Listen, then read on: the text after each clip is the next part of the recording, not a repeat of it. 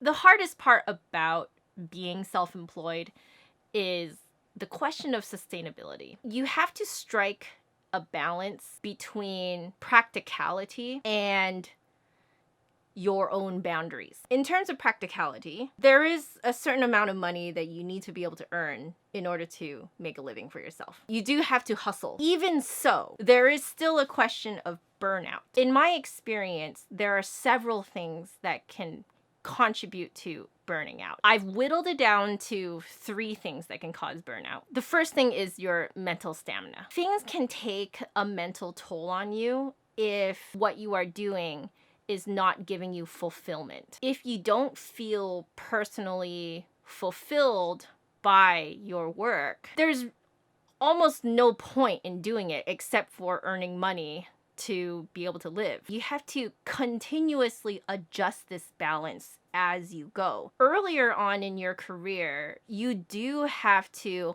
hustle more and sacrifice more of your personal feelings of fulfillment in order to just live. As your career grows, you have to adjust the balance there, because sacrificing your own fulfillment is on a timer. It doesn't last forever. You cannot go forever like that. You will burn out and you will want to give up and you will give up. As you continue growing your career, you have to make a decision.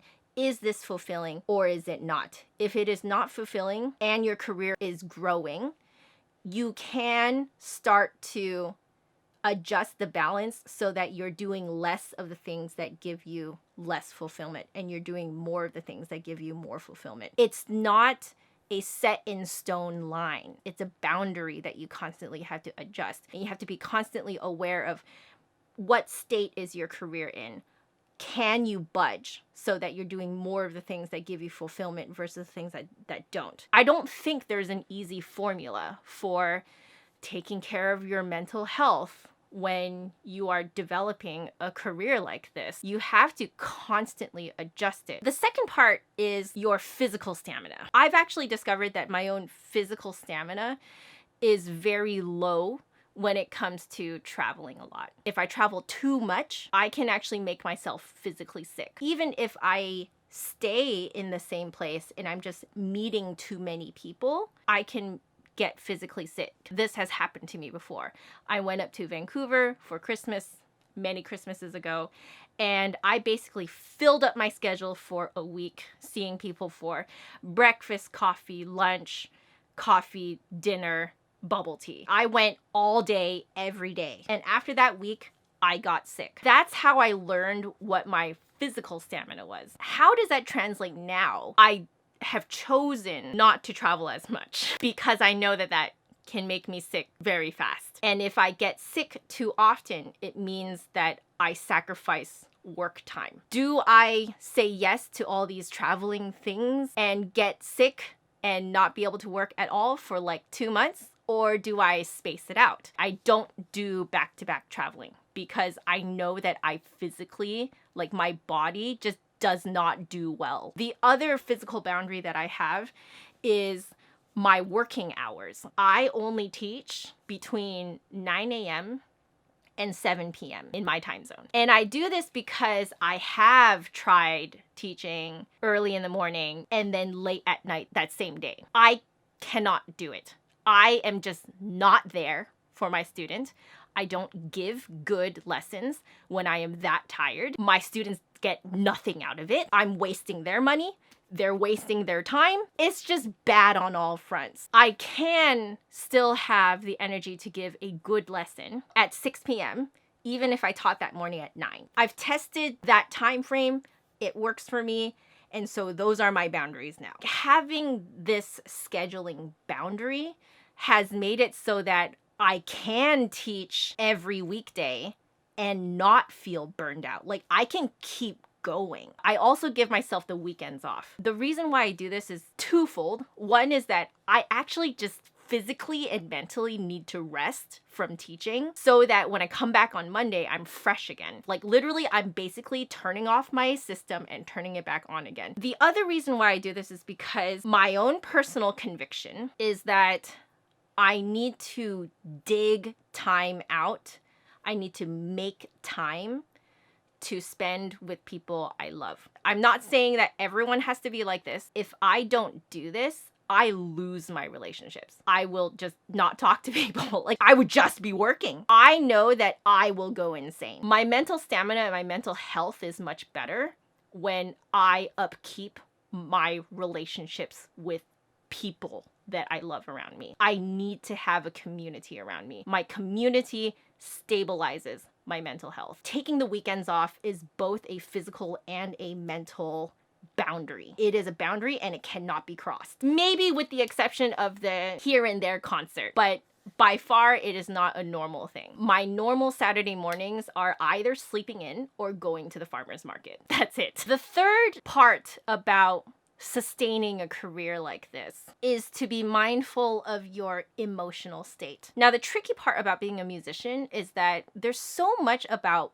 making music that is emotionally based. It's very easy to mix your private and personal feelings with your professional work. And you kind of have to decide for yourself what you feel comfortable with. I do feel comfortable drawing from my personal experiences to express something in my music professionally. I'll share things from my story, but I won't spill them out as if my audience is my therapist. To me, I feel like that crosses an emotional boundary. I don't want to become emotionally dependent on my students or on my audiences. It's more so that I am presenting my experience in a professional way. You're really walking that really fuzzy line between what is personal and what is professional. I don't think that this line is the same for every artist out there. But at the same time, I do feel like it's good to at least check in with yourself emotionally every now and then to see if maybe you've gone too far. You know you've gone too far if you start doing things like obsessing